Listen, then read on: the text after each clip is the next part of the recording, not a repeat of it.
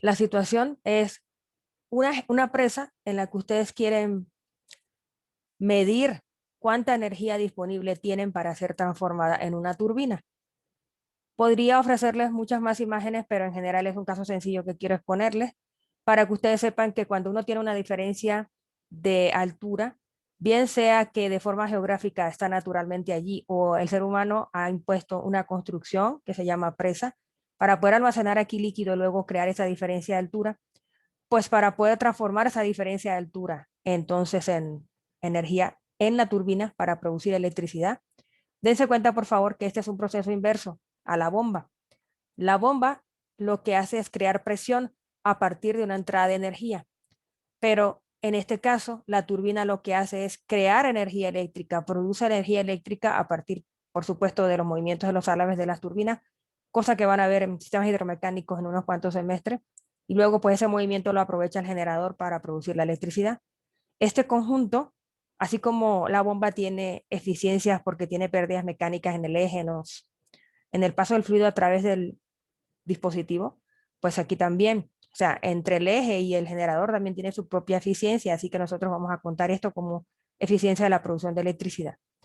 Cuando les pasa esto, me gustaría que esta clase les quede a ustedes de referencia para poder entonces recordar cómo se analizan las dos eficiencias de estos dos equipos antes de proceder a hacer entonces el ejercicio, que consiste, por cierto, en que ustedes teniendo un cambio de energía potencial o de altura, lo aprovechen manejando cierto caudal de líquido para producir electricidad en una turbina, pero a la vez considerando las pérdidas.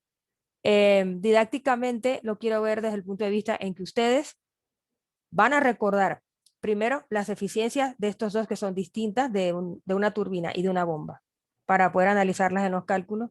Y segundo, cómo se analiza la ecuación de energía cuando tengo una turbina y no una bomba, que ya son casos distintos porque esto es una salida de energía, no requiere, sino que produce energía. Por lo tanto, y a manera práctica en nuestras ecuaciones, como la hacemos siempre, estará el lado derecho. Entonces, permítame usar un dibujo, por supuesto, muy a mano que tengo ahora disponible. Lo que ustedes ven ahí bien bonito en la otra diapositiva, pues aquí está representado. Recuerden que normalmente lo represento así, como que esta es la dirección del fluido y la bomba es este equipo, depósito inferior, depósito superior. Entonces recuerden que la bomba, este es su motor, el eje y luego viene el conjunto de álabes que hacen que aumente la presión del flujo, pero en este caso se representa solo así. Y este motor tiene su propia potencia.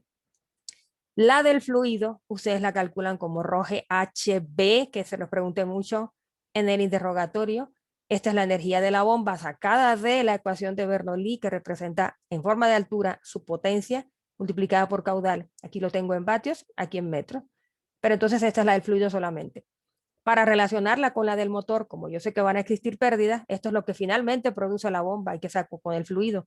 Pero lo que yo recibía, la disponible del equipo, que yo represento con P sub A por potencia de accionamiento, la relaciono de esta forma, es decir, lo que saco en realidad y lo que tengo disponible. Motor, fluido. Así, por favor, traten de recordarlo y visualizarlo. Eso es para la bomba. ¿Qué pasa cuando tengo la situación que yo les estoy mencionando en el otro gráfico? Pues es, en este caso, geografía, montañitas, digamos que está de forma natural la caída de agua. Esta es la diferencia de altura entre un nivel determinado del río y la altura del salto geométrico o geográfico. Entonces, en este caso, aquí tienen una caída de agua que quieren aprovechar para producir electricidad. Caso común, repito, de una central hidroeléctrica. Entonces, bueno, aquí tienen una energía disponible. Lo que pasa es que en este caso, cuando hablamos de turbinas o producción de electricidad, la energía disponible la tiene el fluido, no la máquina como en este caso.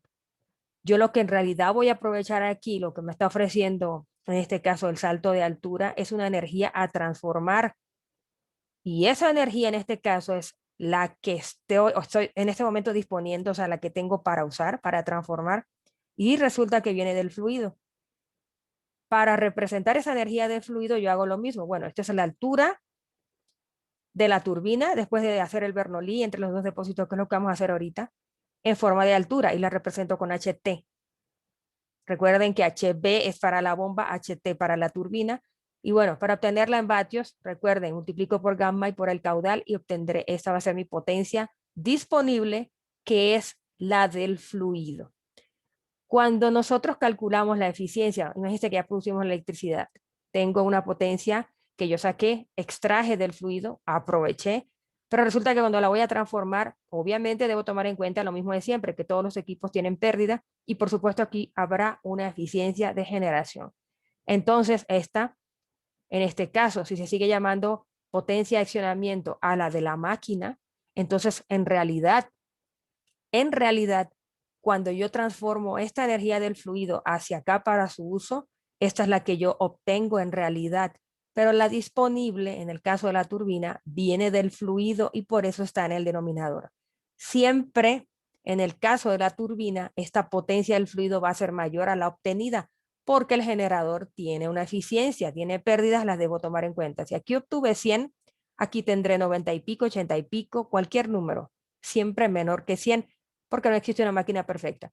Y esto solo para que no se confundan, recuerden que esto es la ecuación de Torricelli, que ya es tema pasado, pero en este caso estamos concentrándonos en estos dos conceptos que son eficiencia de la bomba y eficiencia de la turbina.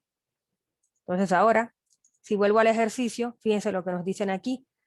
La eficiencia de la turbina es 80% o del conjunto turbina generador, es decir, cuando yo obtengo y la voy a transformar hacia el generador para su uso ya en las redes y distribución, etcétera, es el 80%. Entonces, con estos datos, tratamos de desarrollar el ejercicio. Ahora que lo saben, en ese diagrama que tienen ustedes, estamos manejando con un simple cambio de datos, porque allá eran 100 metros cúbicos por segundo y aquí le estoy poniendo 95, con unas pérdidas asociadas que en el ejercicio se dan de datos, pero que hoy van a aprender a calcular con el otro ejercicio ustedes mismos, con el cálculo del factor de fricción. Pues entonces la eficiencia total del conjunto generador turbina, en este caso le puse 83%. Y la pregunta es, ¿cuánta potencia obtengo de la turbina? Y entonces, ¿cuánto al final va a ser la de accionamiento? El desarrollo consiste en aplicar Bernoulli entre los dos puntos, que viéndolos, ¿cuáles serían esos dos puntos? Siempre serán los depósitos inteligentemente escogidos, porque aquí tengo presión atmosférica que puedo asumir como cero manométrica y además tengo las velocidades despreciables. Es decir, no se compara con la velocidad de la tubería forzada, así se llama en los sistemas que utiliza una turbina para producir electricidad. 1 y 2, fíjense bien, estoy poniendo aquí en el nivel del depósito 1 y 2. Por eso la ecuación de Bernoulli tiene estos dos puntos, pero si quiero mostrárselo. Depósito, depósito, velocidad del depósito, velocidad del depósito. Ambos puntos resulta que en este caso son reservorios o depósitos. Para el punto 1, recuerden que acabo de decir que está abierto a la atmósfera, es el caso común de las centrales porque ustedes saben que las presas suelen tener áreas inmensas, entonces esto suele estar abierto a la atmósfera. También el río o la parte donde desemboca está abierto a la atmósfera, así que las dos presiones en estos casos van a ser cero porque las subimos manométrica. Luego, si yo coloco una referencia, yo puedo llamar simplemente Z1 menos Z2 o al revés, a la diferencia de altura, o también puedo poner la referencia pues aquí abajo. Si en este caso yo pongo Z1 como 120 y Z2 como 0, se vale, pero también puede decir que Z1 menos Z2 es 120 y no va a pasar nada. Es lo mismo. Lo importante es que reconozcan el delta. Entonces, creo que aquí, por ejemplo, hay un error porque Z2 en este caso, bueno, si lo asumo aquí tendría que poner el 0 y en este caso aquí sería más bien 120 porque es la altura del punto 1 que creo que dejé. Estos 120. Permítame, si no cambio el dato, si es que aquí lo cambié. Para que se sepa que sí lo tienen, que es la diferencia de altura.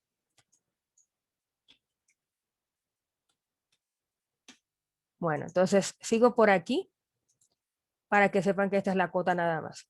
¿Por qué la velocidad es cero? Porque velocidad, recuerden, depósito grande, esto se asume también depósito grande, va a ser cero en la lámina de agua con la que desciende o con la que aumenta. Entonces, en comparación con la velocidad de la propia tubería, esto no tiene ninguna importancia. Entonces, aquí colocaría en este caso si existe un HB, aquí voy corrigiendo, porque puedo aprovechar, pero mientras voy viendo es mejor corregir. Lo que va en la parte izquierda, si lo quieren poner positivo, recuerden que es la energía. Si existiese una bomba en el sistema, o por poner la ecuación de forma general, ¿no? La ecuación de energía tomando en cuenta toda turbomáquina posible. En este caso yo sé que no hay bomba, por eso es cero. La debo nombrar bien. Y entonces de ese lado, como ya hablé de energía cinética de flujo y de potencial, aquí tendré que poner las pérdidas, que son estos 35 metros, que yo la llamo HL, y así mejor entonces lo sintetizan de forma general, porque ahora en este momento estábamos de hecho solo colocando la expresión, las variables. Entonces, aquí pusimos 35 metros directo, pero recuerden que este término es HL, que nunca se debe olvidar y que va en la parte derecha de la ecuación de Bernoulli. Lo pueden poner del lado izquierdo sabiendo que es negativo o salida de energía o pérdida, como sea, ¿no? Estos son detalles importantes que tienen que recordar. Bomba del lado izquierdo positivo, turbina del lado derecho positivo y las pérdidas siempre son salidas de energía también positivas. Pueden poner todo al revés, pero considerando el cambio de signos. Ahora, más, esto es una producción de energía, salida energética de la energía de la bomba en forma de altura que llamamos HT. Simplificando todo ese montón de términos allí, con estas flechitas que indican cero despreciable, nos queda que sobrevive HT y sobrevive justamente el delta, es decir, Z1 menos Z2, que de todas maneras es 120, porque aquí considero la cuota en la referencia en cero, o simplemente 0 Z2 y Z1 en 20 me va a quedar igual, que es la diferencia de altura menos, lo paso para acá, este HL, que son las pérdidas, que aquí en el ejercicio resulta que eran conocidas en 35 metros. Al delta, resulta que efectivamente si lo cambié a 140, son 140 metros de diferencia en este ejercicio. Esto implica lo siguiente, que la energía de la turbina, si la aprovechara completamente con ese salto de agua tan inmenso de 140 metros, produciría muchísima más potencia. Pero considerando las pérdidas en la tubería forzada, que es esta, es decir, producto de la fricción, cuando el fluido está transitando por esta tubería, entonces pierde un equivalente de 35 metros de energía. En realidad, si no existiesen esas pérdidas, pudiese aprovechar completamente los 140 metros, pero no, solamente aprovecho 105 y esa es mi energía disponible porque nunca debo olvidar las pérdidas de la tubería forzada. Tampoco son despreciables. Esto podría ser menos de 10%, pero, o un porcentaje, disculpen, más o menos con respecto a esto. O sea, no es nada despreciable esta pérdida con respecto al salto. Entonces, al final me quedan 105. Para transformarlo en vatios, que es lo que me pide el problema inicialmente, lo multiplico por gamma y por el caudal que estoy manejando, que son 95, y me va a quedar finalmente casi 100 megavatios que produce esta planta. Cuando se trabaja con la turbina, lo que tienen que saber es, como siempre, nunca olvidarse de HL, pero la energía va a la derecha porque es producción de electricidad. Lo mismo aplica cuando se trata de transformarla a unidades de potencia. Y finalmente, como tengo que decir, bueno, ¿cuál es al fin y al cabo la que se aprovecha, la que saca en el generador? Porque esto es lo que tú puedes aprovechar, incluso tomando en cuenta las pérdidas, pero del fluido, y esta es la disponible. ¿Cuánto puedes producir en realidad? Bueno, tomo en cuenta la eficiencia del conjunto turbina-generador y entonces digo, pues la eficiencia de, en este caso, generador con respecto a la de la turbina del fluido es 83% porque me lo dan de dato. Por lo tanto, de aquí saco la del generador. Aquí puso motor mi alumna, pero bueno, espero que lo entiendan. La potencia al final obtenida será, fíjense bien, ya no es una división, es un producto de lo que yo tengo disponible multiplicado lo que les da a entender que es un porcentaje menor que 1, es decir, algo de lo que ya habían obtenido. Ese algo es hoy bastante grande, 83%, es el 83% de 97 o 98, lo que nos da 81.2 kilovatios de energía al final producida en el generador. Entonces, esto es para que ustedes sigan como que ambientándose al uso de la ecuación de Bernoulli cuando tengo turbomaquinaria, en este caso, cómo cambian las cosas si es turbina, resumen. La pongo al lado derecho porque es producción y segundo, la eficiencia cambia totalmente porque los términos están al revés, es decir, la potencia en este caso de la máquina está arriba y la potencia del fluido está abajo en la ecuación de eficiencia. Con esto en mente y ya teniendo esto guardadito, voy a pasar a otro ejercicio que tiene ya que ver con la deducción de esas pérdidas que ya más nunca van a ser un dato. En cuanto al número de Reynolds, fíjense que determina la transición entre flujo laminar y turbulento. Esta parte estaba muy bien, por cierto, en el interrogatorio, aunque no todos me sabían definir físicamente qué era el número de Reynolds. Todo el mundo sabía los números de transición que están más adelante, pero tenían dificultad para definir qué era, no numéricamente, sino físicamente. Luego, Reynolds descubre esta relación cuando está analizando varias geometrías, varios tipos de fluidos, entonces este número es adimensional. Puede ser expresado como ρ de mu o v de nu, que es simplemente una definición más de la primera clase de propiedades. Recuerden, esto lo tienen bastante claro, por cierto, que bien, cuando es menor a 2300 existe un valor crítico que dice y establece matemáticamente que se ha observado que tiene líneas constantes, movimiento ordenado y que es laminar. Luego, la importancia, esa era otra pregunta de su interrogatorio, la importancia de poder calcular las pérdidas energéticas, además de saber que siempre van a existir en la tubería y que no dependen de que esté horizontal y el diámetro igual, siempre van a existir por la mera existencia de la longitud de la tubería. Y entonces nosotros calculamos esto justamente para saber los requerimientos de bombeo en un sistema, que es lo que más o menos estamos viendo, ¿no? Recuerden que Reynolds grande, esto también lo pregunté y aquí tenían fallas, lo aprovecho, es porque las fuerzas de inercia son muy grandes en comparación con los de viscosidad, con las fuerzas viscosas. Pero para reinos muy pequeños, como bien uno de ustedes me dijo, si aquí tengo un fluido muy viscoso, el reino pues va a tender a ser un poquito más pequeño. Entonces, en este caso, las fuerzas viscosas son más importantes. El rango lo tiene muy claro, mayor a 4000 flujo turbulento, menor a 2300 laminar, y entre los dos existe un flujo transitorio que también se manifiesta, por cierto, en el diagrama de Moody. Luego, si es laminar lo que tengo, el delta P se calcula con esta sencilla ecuación que involucra directamente la viscosidad, la geometría de la tubería y la operación que es la velocidad y la longitud. Longitud incluiría también parámetros geométricos, por cierto. Recuerden que esto es exclusivamente cuando el flujo es laminar. F, el factor de fricción, será 64 entre el número de Reynolds. Y finalmente, hoy vemos esto con más detalle, que es el diagrama de Moody, que depende, cuando es turbulento, no solo del Reynolds, ya dejamos laminar atrás, ahora depende de la rugosidad entre el diámetro. Este es un parámetro que es adimensional porque ambos están en metros y la rugosidad denota, digamos que el grado de irregularidad de la superficie, aunque sea nueva y se mide en unidades bastante pequeñas, digamos que microscópicamente, ¿no? Ninguna superficie es perfecta, todas tienen rugosidad y esta se mide con una pequeña diferencia promedio, casi milimétrica, y que depende exclusivamente del material. Esta ecuación efectivamente le sirvió para recordar, es la ecuación de Colebrook, que cuando es turbulento depende de dos cosas, depende del Reynolds, depende del E sobre D, pero aparte debo saber que esto es una ecuación implícita.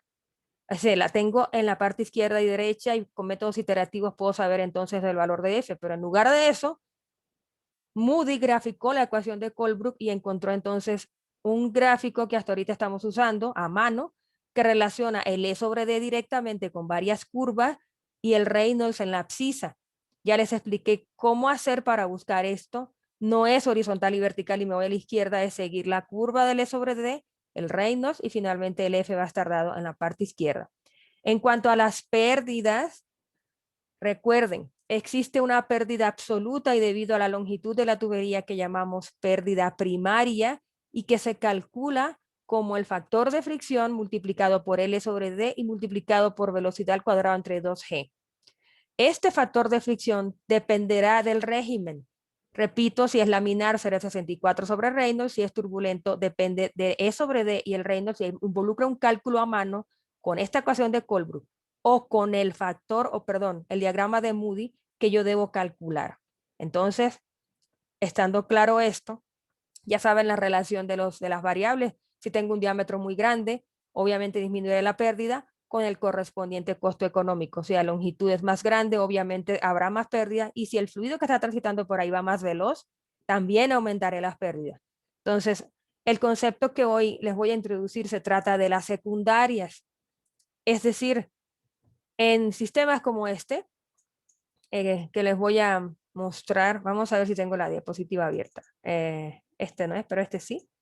Cuando ustedes tienen un sistema, sea así se llama, por gravedad o conducción por gravedad, es decir, no existe turbomáquina porque resulta que el cambio de elevación de los depósitos puede vencer a las pérdidas para que acarree el fluido hacia otro tanque puesto más abajo, pero necesito de todas maneras en el sistema varios accesorios. Por ejemplo, para que haya más o menos caudal, regulo el caudal con una válvula.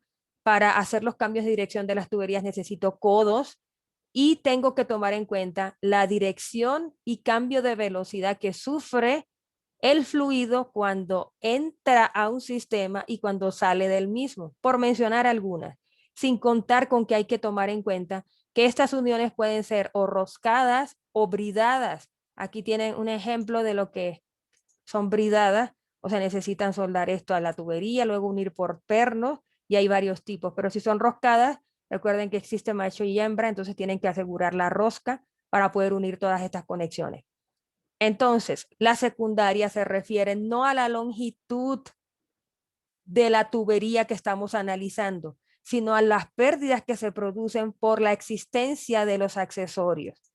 ¿Cómo pueden resumir entonces las pérdidas? Pues una es por que existe longitud de tubería por su mera existencia, y la otra es porque a esa tubería tengo que acoplarle accesorios y se deben exclusivamente a los accesorios. Entonces, como introducción, el fluido pasa por varias, aquí están válvulas, codos, T's, es decir, uniones distribuidoras que mandan una a la vertical y otra a la horizontal, es decir, dividen el flujo, entradas y salidas como les mencioné. A veces la tubería se agranda, a veces se achica y todos esos cambios ocasionan una pérdida, causa un cambio de magnitud y dirección de velocidad y por lo tanto se crean también pérdidas. No solamente estas existen, también existen estas que se llaman, entre comillas, secundarias. Para especificar esta HL, aquí tenemos claro cómo se calcula en el caso de las pérdidas mayores o primarias. En este caso se relaciona con K, que se llama constante de pérdida, porque cada uno de estos accesorios conlleva o tiene implícito una constante de pérdida. ¿Qué es esto? Por Dios, se los muestro.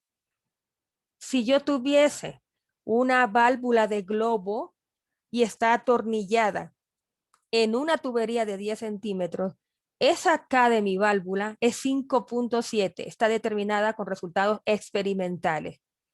Esta K de la válvula, en el momento en que yo determine que ese es el componente que está dentro de mi sistema, ese 5 y pico, 5.7, lo multiplico por la velocidad de la tubería, lo divido entre 2G y me dará la pérdida asociada en metros que incorpora esa existencia de la válvula dentro de mi sistema. ¿Qué hago entonces cuando tengo tantas cosas? Sumarlas. Así de fácil. La pérdida total en un sistema de tubería será la pérdida primaria debida a la tubería más las pérdidas secundarias y se pone en sumatoria porque hay más de un accesorio cuando haya más de uno. Para poder entender esto y practicarlo, les dejo esto, probablemente les deje la clase completa para que no se ocupen mucho del diagrama, pero se los explico. Van a tener un ejercicio que consiste en una conducción por gravedad, es decir, depósito más elevado que el inferior, que entonces trata de vencer las pérdidas a través de esta H. Consiste en ver, ok, si yo lo diseño de esa forma, ¿cuánto tengo que elevar el otro depósito para asegurar que venzo las pérdidas? Aquí tienen, y pongan atención, lo siguiente. Se maneja agua en un depósito que pasa a través de una válvula, escuchen, totalmente abierta, válvula de globo atornillada. Así lo van a encontrar en la tabla. O flange, que es bridada, o screw, atornillada. Y el tipo de válvula es importante para conocer cuánto es la K. ¿De qué diámetro es la tubería? Porque esto es lo que me pide la tabla, ¿no? Sí, es de 10 centímetros de este material. Se llama Brock Iron. Tubo estirado, creo que es la traducción, se las puedo asegurar luego. Y la longitud de la tubería es 20 más 10 más 20. Se debe incluir la longitud total de las tuberías. Tienen dos codos, ambos claramente a 90 grados, y tienen una entrada y una salida de las tuberías. Con esto en mente, este es el ejercicio que voy a tratar de explicarles hasta donde me dé el tiempo. Se los voy a explicar a todo detalle. Recuerden que sus preguntas al final ya saben. Esto es, por cierto, parece que la traducción correcta es hierro forjado. Discúlpenme, por eso lo quería verificar. Entonces, con esto vamos a trabajar dentro del diagrama de Moody. Los accesorios aquí están explícitos. Válvula de globo 100% abierta o fully open o completamente abierta también se puede decir. Y atornillada, lo puedo cambiar a flange. Los codos son roscados de 90 grados y repito, las longitudes se mantienen iguales. El fluido que se maneja es agua y la viscosidad a esa temperatura que se da es 1 por 10 a la menos 6 metros cuadrados por segundo, con lo cual les están dando directamente la cinemática. Ok, cosas para que sepan. ¿De qué se trata esto? Fíjense en este ejemplo. Es un depósito que está ubicado geográficamente en un punto más alto y que lleva entonces o acarrea el fluido a otro tanque. Entonces, en este caso nosotros no sabemos cuánto es esta diferencia de altura, que aquí la llamamos H. Aquí dice entonces, si es así, encuentre el delta Z o H entre los puntos 1 y 2, que son los niveles de los dos depósitos. Ya saben por qué los escogemos siempre así, ¿no? Presión atmosférica, ya es datos abierto y aparte las velocidades simplifican la ecuación. Los accesorios, fíjense bien, pueden ser coditos, pueden ser ensanchamientos o agrandamientos o contracciones, o esta es la famosa T que les estoy comentando que divide el flujo en dos. En este caso no la tenemos, pero sí tenemos codos y una válvula, por cierto. Entonces, ¿cómo se hace este tipo de ejercicio? Igual que siempre. Se aplica o se enuncia la ecuación de energía entre los puntos 1 y 2, que para nosotros la anunciamos como Bernoulli entre 1 y 2. Se sacan las tres tipos de energía en sumatoria que debe ser constante, sin olvidar las pérdidas y la existencia de turbomáquinas, que en este caso no existen. Por lo tanto, ¿cómo va a ser mi Bernoulli en este caso? Bueno, empiezo por el punto 1, energía de presión sobre gamma, más energía potencial, que es Z, su cota, es decir, la cota de Z1, más su energía cinética, tiene que ser constante a lo largo de la línea de fluido hasta 2, presión del punto 2 sobre gamma, más su energía potencial, más su energía cinética, y le incorporo las pérdidas de la tubería. Para transformar entonces la ecuación a la variable que me están pidiendo, yo digo que Z1 menos Z2, es decir, la diferencia de altura entre los dos depósitos, es delta Z o simplemente H. ¿Qué descubro de la ecuación de Bernoulli? Fíjense bien. Las presiones fuera, porque resulta que están abiertas a la atmósfera como en el ejercicio anterior. Las velocidades son depósitos grandes, también fuera, por lo mismo que hemos hablado desde el primer ejercicio que hicimos, en el que nosotros determinamos la ecuación de Torricelli, tienen velocidades despreciables los niveles de los depósitos con respecto a la tubería. Ahora, ¿qué me queda? Si se me fue la energía cinética y me fue la energía de presión, me queda que Z1 menos Z2 es igual a HL y por lo tanto, esto es el resultado de la ecuación de Bernoulli, que la diferencia de altura equivale a la pérdida, es decir, que para yo saber cuánto le pongo en elevación, basta con vencer las pérdidas. Entonces, ¿ahora qué hago? Bueno, pues como ya tienes que esto es así, para poder responder el ejercicio tienes que demostrar o responder o determinar HL. ¿Cómo hago eso? Me lo acaban de explicar. Primero calculo las pérdidas de la tubería debido a la longitud, que se llaman pérdidas mayores o primarias, y luego me ocupo de los accesorios y luego lo sumo todo. Esto se llama pérdida total. Lo expreso, aquí está, su pérdida total involucra todo esto, factor de fricción, longitud, diámetro, velocidad y las Ks de los accesorios que encuentre en mi sistema. Debo sumar todo eso. Pues empecemos. De primero, si me están dando el caudal, que por cierto en este caso son 0.03 metros cúbicos por segundo, del caudal tendré la velocidad porque tengo el área. Tengo 10 centímetros de diámetro. Y esto me otorga un valor de 3.82 metros por segundo. Esto ya está listo. Mi velocidad está listo, que por cierto va en todos los cálculos, así que esta ya está. Ahora me voy a ocupar del factor de fricción. Bueno, ya me han dicho varias veces que el factor de fricción depende de si yo lo que esté pasando por allí es laminar o turbulento. Yo sé que va a ser una constante entre reinos, 64 entre reinos, esta está facilita si fuese laminar, pero tengo que sacar eso de la rugosidad de la tubería y el diámetro de esta relación y luego en el Reynolds meterme al Moody, pues sí es turbulento. Mejor empezamos por ¿Cuánto es el Reynolds, no? Dependiendo de los números que me den, me meto a estas dos. Para el cálculo del Reynolds, necesito ρ, v, d, el diámetro de la tubería entre mu, o simplemente la velocidad por el diámetro de la tubería entre nu, que es la que me dan, por cierto, hoy. Pues ya que me la dan, uso esa expresión. Va a ser la velocidad determinada antes en 3.8, el diámetro en 0.1 metros, que son los 10 centímetros, y dividido entre el dato que les di, 1 por 10 a la menos 6 de viscosidad. Esto nos da, fíjense bien, 3.8 por 10 a la 5. Madre mía, este numerote, 300.000, 380.000, por Dios. Esto es más que turbulento, esto está súper, muy por encima de 4.000. Por lo tanto, yo me tengo que meter a esta situación. Ya que determino que es turbulento, tengo que determinar E sobre D y tengo que determinar el radio. Para ir con calmita, no se me distraigan aquí. Vamos con el E sobre D. Necesito determinar la rugosidad de la tubería. Les voy a pedir, por favor, que saquen todos y los voy a esperar. Se los vuelvo a presentar, este diagrama de Moody. Recuerden que el factor de fricción está en el eje izquierdo, vertical, y aquí tienen una tabla, una importante tabla, que dice, según sea su material de la tubería, usted tendrá una rugosidad que en este libro le llaman E, en nuestros cálculos epsilon. Entonces, si usted está en el sistema inglés, aquí la tiene en pies, si está en el sistema internacional, se la doy en milímetros. ¿Cuál es su material? Bueno, la tubería es de Brock Iron. Ah, pues aquí está. Brock Iron. Esta no me interesa porque está en pies. Esta es mi medida. 0.046.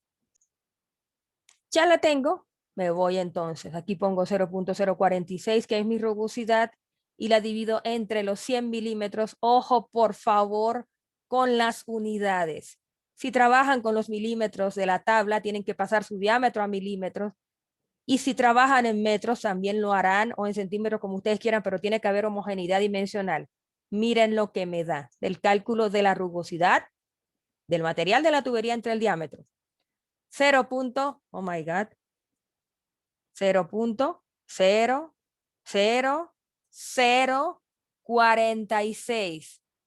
Con estos tres ceros en mente, me voy al diagrama de Moody y me ubico en la parte derecha, esta que está aquí, y busco mis tres ceros. ¿Cómo era el valor? 0.00046. Bueno, 5, porque como notarán, esto no tiene ningún decimal y es todo al ojo, así que olvídense de la finura cuando están calculando el valor de fricción. Hasta cierto punto, ojo, ¿no? Se admiten errores de más o menos uno solamente en decimales. Busco aquí mi valor, son tres ceros con 5. 0.00246. Ah, pues está entre estos dos. 0.0005. Podría ponerlo por aquí, por entre el medio de estas dos. Estoy por aquí. Qué casualidad que está el color, vamos a distinguirlo. Entre estas dos me ubico y entonces más o menos por aquí estaría mi punto. En la mitad. Como está en la mitad, mejor interpolo entre estas dos líneas. Vamos a ver, me meto aquí al ojo completamente y esta línea me la llevo siguiendo la tendencia de mis dos líneas como si estuviera interpolando en termodinámica. Y me la llevo hasta cierto punto. ¿Cuál es el cierto punto? Hasta donde intersecte mi Reynolds. Bueno, pues yo le voy a dar, porque ahorita no me acuerdo dónde está, y la voy a tratar de interceptar lo más que pueda. Ok, ya tengo mi E sobre D. Al ojo, pero lo tengo. Ahora voy con el Reynolds para poder hallar mi factor de fricción. El Reynolds es 300.000, de hecho es 3.8 por 10 a la 5. Me ubico en la potencia, es decir, 10 a la 5, imaginamos que estamos por aquí, hacia la derecha siempre. Error común, irse a la izquierda. Esto es 300.000. 200.000, 300.000, perdonen, 400.000, 500.000, 600.000, 900.000. Luego vienen los millones. Aquí tengo los 10.000, 20.000, siempre a la derecha, 30.000, 40.000, 50.000, hasta 90.000. A partir de aquí ya me ocupo, este es mi rango, por cierto, estoy en 10 a la 5. 380.000, bueno, podría considerar que está entre estos dos. Agarro mi regla, debo imprimir mi diagrama para más comodidad y me voy con calmita. A ver, los persigo, los persigo. Esta va a ser mi regla hoy. Estoy más o menos por aquí, de 380.000 hacia abajo. Entonces, permíteme salir de estas zonas. Más o menos, un poquito más acá del 4. Sí, ahí está bien. Punto de intersección, oigan bien, chicos. Cuando intersecte la curva que seguí mi tendencia, no me fui horizontal, seguí la tendencia del E sobre D e intersecté el valor de Reynolds, aquí está mi factor de fricción. Me lo llevo.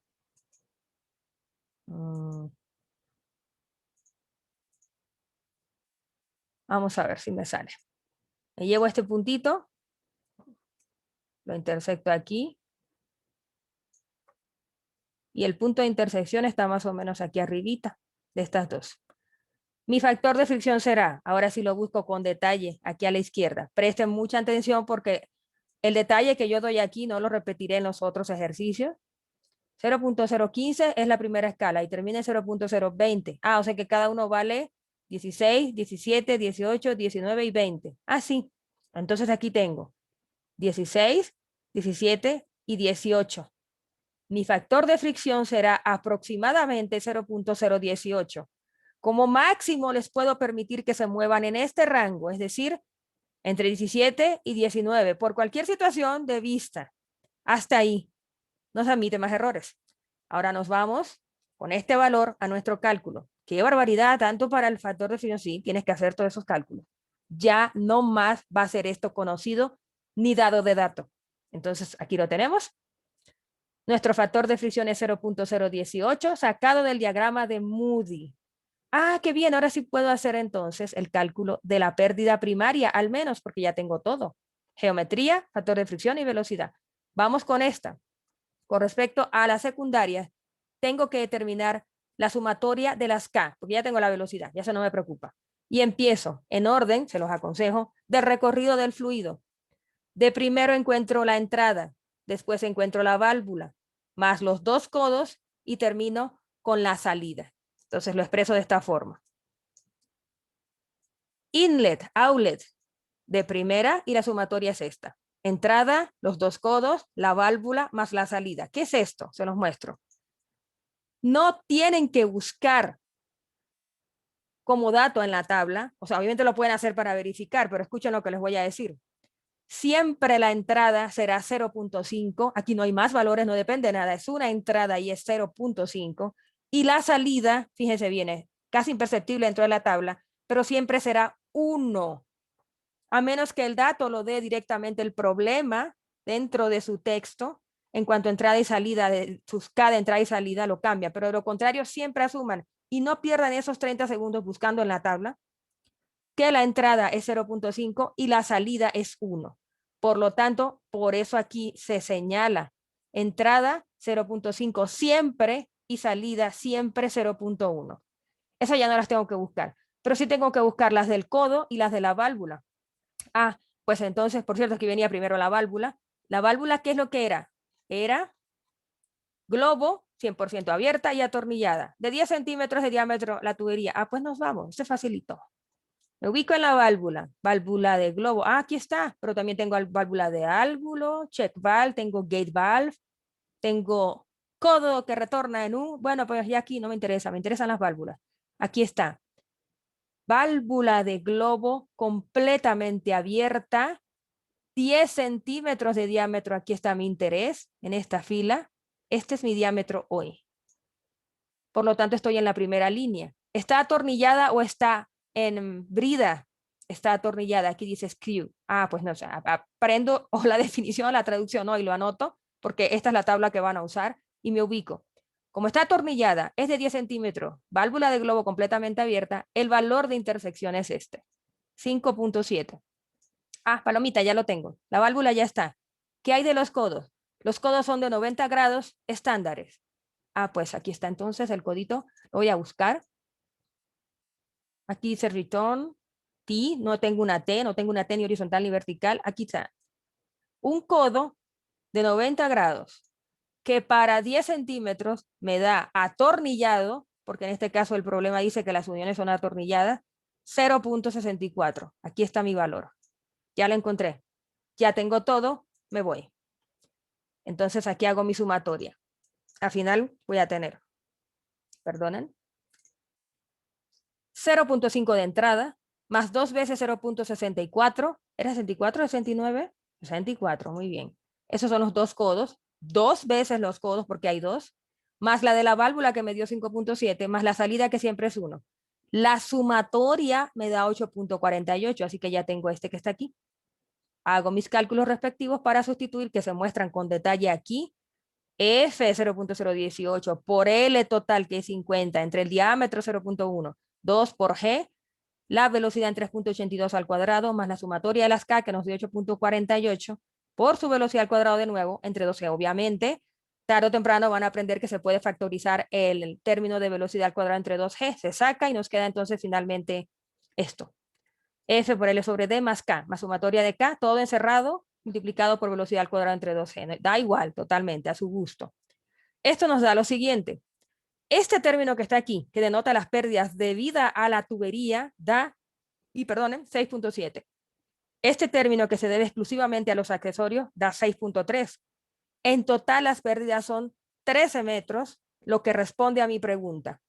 ¿Debo alejar el depósito de arriba con respecto al de abajo al menos 13 y pico de metros para superar las pérdidas y lograr que esto fluya y se entregue hacia este nivel este fluido que se está acarreando? Algo importante a resaltar es que en este caso, obviamente es muy didáctico y a propósito puesto así, las pérdidas de la tubería casi son las mismas de los accesorios. Por eso muchos autores deciden no llamarlas primarias y secundarias, sino mayores, perdón, no deciden llamarlas mayores y menores, como usan ciertos libros, sino que deciden llamarlas primarias debido a la tubería y secundarias debido a los accesorios. Esta es la solución del ejercicio.